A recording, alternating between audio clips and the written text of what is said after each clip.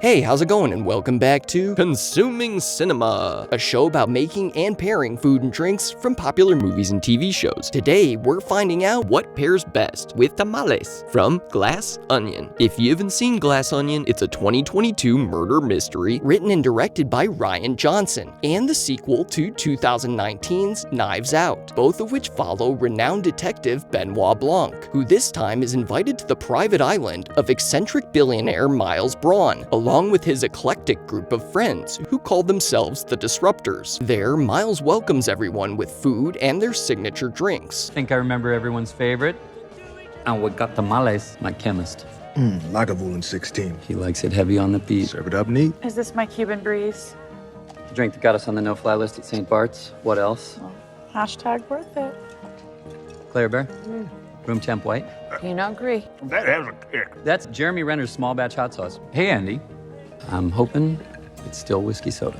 But before we get to those drinks, we'll first make the masa or tamale dough, which starts with 1.5 cups of vegetable shortening into a bowl. Then, using a standard hand mixer, we'll whisk up this shortening like so. Now, into a separate bowl, we'll add 6 cups of masa harina. This Maseca brand works great, followed by 1.5 teaspoons of salt, as well as a teaspoon of cumin. And last but not least, a teaspoon of baking powder. Then we'll mix that all together. Next, we'll pour half of our dry ingredients into our shortening and mix it in by hand, followed by the rest of the dry mix, before then mixing in some chicken broth, gradually adding 1/2 cup at a time, kneading the dough whilst we mix in the broth, ultimately going for a smooth, formable dough, which we can mold and shape like so. At which point we're gonna let this masa rest in the fridge for 1 hour. And while we do, we'll make the filling for our tamales, which starts by coating 1.5 pounds of chicken thighs in essentially the same achiote paste we made in our Puerco Pibil episode you can watch here, with the slight modification of adding a few chiles and adobo, which is gonna add a nice smokiness to this chicken. So make sure the chicken thighs are nicely covered in the sauce before covering this dish with tinfoil and baking it at 400 degrees for about an hour. And when we pull it out, it will be fork tender and falling apart. So we'll transfer it to another dish and finish pulling apart the chicken until it's nice and evenly coated in the sauce like so. Now it's time to fill our tamales. But before you do, you want to make sure that you soak your corn husks for 15 minutes in cold water, after which we'll strain them out in the sink and allow them to dry, at which point these husks are ready to be filled. So as Bailey demonstrates here, grab a handful of masa and press it against the corn husk like so, flattening and spreading the dough until it is a nice flat even layer about 1/8 of an inch in thickness, with some room on each edge of the husk. Next, grab a hefty pinch of filling and spread it in the center of the dough. Now wrapping the tamal can be a bit tricky, but we highly recommend this video from Via Cocina, where she wonderfully explains how to properly do this part. The basic idea is to fold 1/2 over, then peel back the husk before folding the other half over. Lastly, you want to find where the masa stops at the top and fold that end over, sealing the tamal. Then repeat this process for the rest of your tamales. We ended up actually running out of our chicken filling, so we filled the last few tamales with cheese. Now it's time to steam our tamales, for which we will need a large pot filled about 1/4 of the way up with water, as well as a steamer basket like this one. So we'll nestle that steamer basket into the bottom of the pot like so, and then we'll simply stack our tamales on top of each other in the pot, and after all the tamales are in the pot, we will then cover them with a few more of these husks, and finally cover that pot with a lid. Now we are going to steam these tamales over on the stove on medium heat for about an hour. And while those tamales steam, let's make all the various drinks that we'll be pairing with them, starting first with Lionel, who drinks Lagavulin 16, a 16-year-old Scotch from the Islay region of Scotland, beloved by another famous fictional character. Lagavulin neat. Clear alcohols are for rich women on diets. Lionel mentions Lagavulin is heavy on the peat. Peat being a flavor found in Islay Scotch, I would personally best describe as a mix of smoky, leathery, and a bit sulfuric. Lionel also likes his Lagavulin served neat, meaning no ice, which we will will do into this Glencairn glass here. Next, we'll serve Claire's room temp Pinot Gris, which is another name for Pinot Grigio. I'm using Santa Margherita Pinot Grigio from Italy, so we'll give Claire a nice hefty pour. Next up is Whiskey, who oddly enough drinks tequila. Specifically, Whiskey's tequila of choice is Don Julio Blanco, which we clearly see her drinking at multiple points in the film. So we'll pour some Don Julio Blanco into this Don Julio glass. Next up is Birdie's Cuban Breeze, which, like another breeze variation we've done on the show, the Sea Breeze from our Scent of a Woman episode you can watch here, starts with vodka. Now, while I typically use Pau Maui vodka, I thought for this episode, why not use the vodka from Miss Birdie J herself, Kate Hudson, whose brand King Street Vodka is interestingly enough higher proof than most vodkas, which might explain that no fly list thing. So we'll add 1.5 ounces of vodka to a shaker tin, along with 1 ounce of amaretto, which you might remember from our Godfather episode, followed by the juice of a lime, and 3 ounces of pineapple juice, and then we'll add some ice to our big tin and lock in our small tin before giving our cocktail a good shake. And then into a hurricane glass, we will open pour our Cuban Breeze and garnish with a lime. Next, while not explicitly stated, Duke and Miles both clearly drink Old Fashions, which is a cocktail I want to devote an entire episode, but for brevity's sake is a simple combination of American whiskey. We see Miles is specifically using Bullet Bourbon, which, fun fact, is owned by the same beverage conglomerate that owns both Don Julio and Lagavulin, Diageo. In addition to this whiskey, we'll also add sugar and aromatic bitters, and in my case, I also add a little Luxardo cherry syrup. Then we're gonna strain these Old Fashions into identical glasses, but as we know, Duke's Old Fashioned has the stealthy addition of a splash of pineapple juice. And finally, for Andy's Whiskey Soda, we're gonna add some ice to a rocks glass, followed by the same whiskey we used in our Old Fashioned, and finally top it off with some soda water, in my case, Topo Chico. Now we'll neatly plate a few of our beautiful tamales, and at long last, our tamales with all of these drinks are finally done. Now there's nothing left to do but to taste it. But you know, I think these tamales could use like a condiment or something, like a salsa. Oh, that's right. Luckily for us, we have a bottle of Jeremy Renner's small batch hot sauce, Renning Hot, which according to its label is a habanero chili sauce. So we'll start with habaneros, of course, 17 of which we'll chop up and add to a blender. We're also gonna add a few Fresno peppers, as well as these cobra peppers that my friend Manny grows in his garden. If you can't find these exact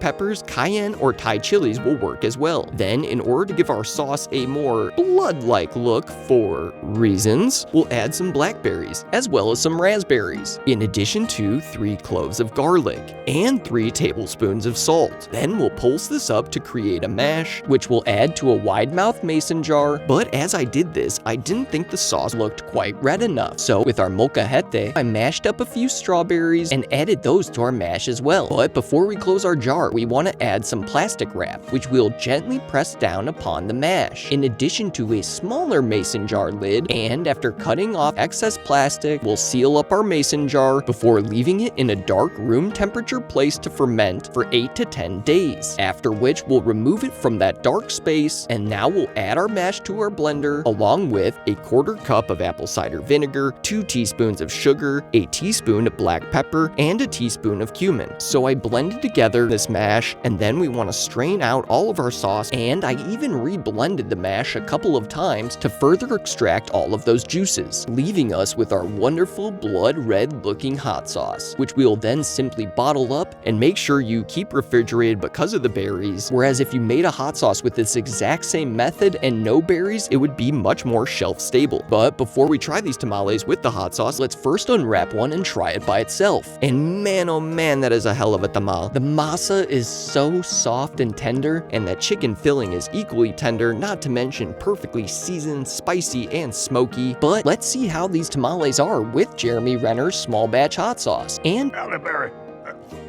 That has a kick. it certainly does have a kick, but the heat of the chilies is nicely tempered by the fruity sweetness of the berries, which, by the way, also complements the masa quite well, which I found sort of surprising. So it goes without saying that with or without this hot sauce, these tamales are already an all-timer of this show. But now it's time to figure out which of these drinks pairs best with these tamales. I'm going to start with these iced beverages so they don't get too diluted, beginning first with Birdie's Cuban Breeze. And wow, that is phenomenal. caramel, so refreshing, and the tropical sweetness pairs beautifully with the spice from the tamales. This is already a very strong leader in the clubhouse to start us off. And now we'll move on to Andy's whiskey soda. And, I can't say I'm a fan of how this one pairs. It just doesn't have any acidity or sweetness, so right off the bat, I can pretty much say that this one does not stand a chance. Next, let's try these pairs of old fashions. And that is definitely better than the whiskey soda, because what an old fashioned adds is that, oh wait, I almost forgot these garnishes. So we'll add their garnishes and give it another sip, starting first with Miles's classic version. And like I was saying, the sugar and bitters pair nicely with the heat from the tamales. I'm glad I added that garnish too, because that bitter, rindy citrus scent is also a wonderful accompaniment. Now let's try Duke's Pineapple Old Fashioned. And wow,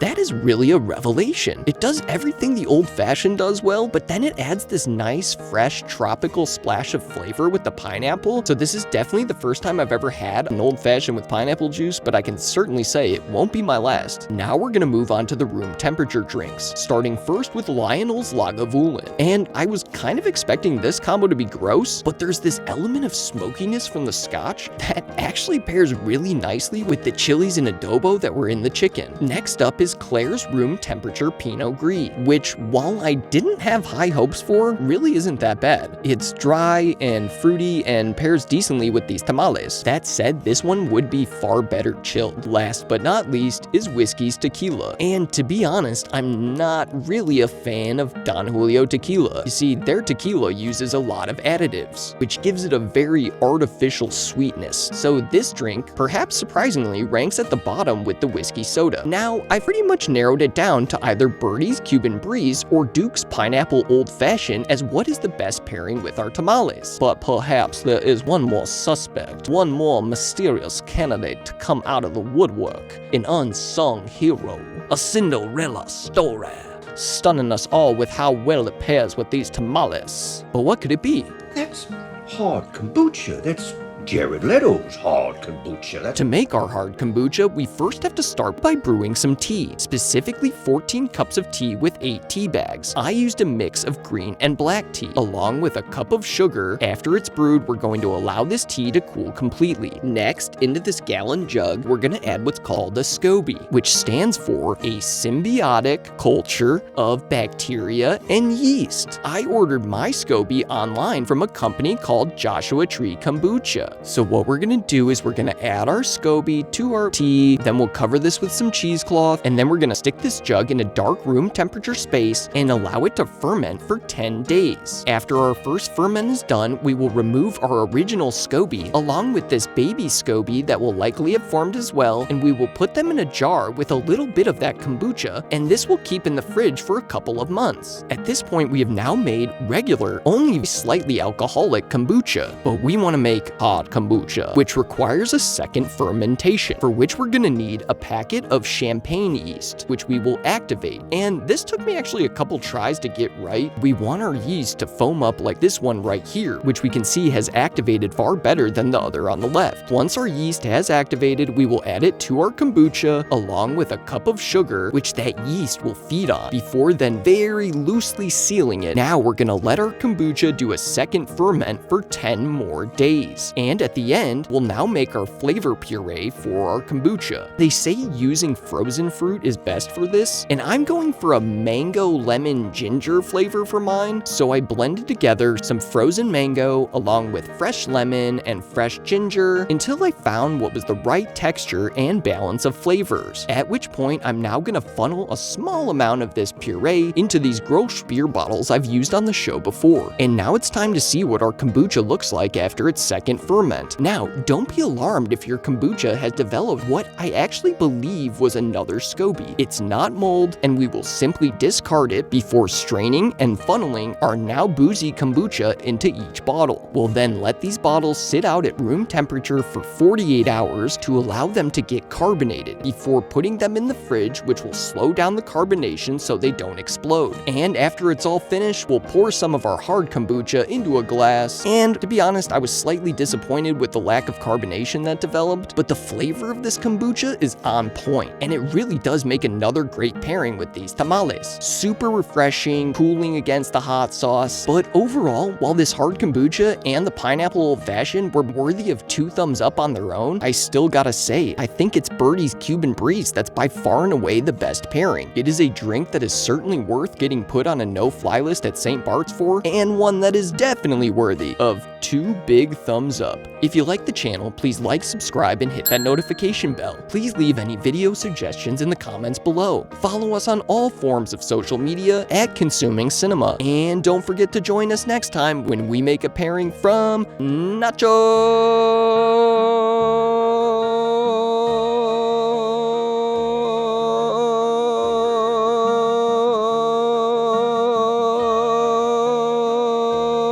Libre. And as always, thank you for watching.